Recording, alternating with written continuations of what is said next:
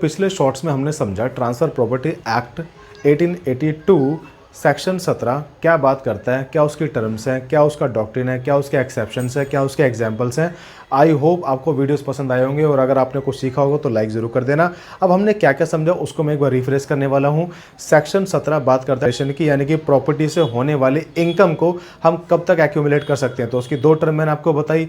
कौन सी टर्म बताई? या तो 18 साल तक या फिर life time of a transfer, यानी कि जब तक बंदा जिएगा अपनी लाइफ तक तब तक रहेगा। तो उसके एक्सेप्शन क्या है? एक्सेप्शन मैंने आपको बताया, उसके 3 एक्सेप्शन होंगे कि भैया इन दो टर्म के हिसाब से इसके अलावा एक ऑब्जेक्टिव हम देखेंगे कि ऑब्जेक्टिव क्या है भाई एक्यूमुलेट करने का। अगर आपको ऑब्जेक्टिव बच्चों की परवरिश करना है, उनके भविष्य को देखकर करना है कुछ, ठीक है, पैसा एक्यूमुलेट इसलिए कर रहे हो, जमा कर रहे हो, जोड़ रहे हो, तो बिल्कुल वैलिड होगा, वो एक्सेप्शन में आता है, दैट मीन्स। और अगर आप कर्जा चुकाना चाहते हैं तो कर्जा पे करने के लिए आप अगर प्रॉपर्टी की जो इनकम उसको एक्यूमुलेट कर रहे हो तो बिल्कुल वैलिड है, उसमें एक एक्सेप्शन माना जाएगा।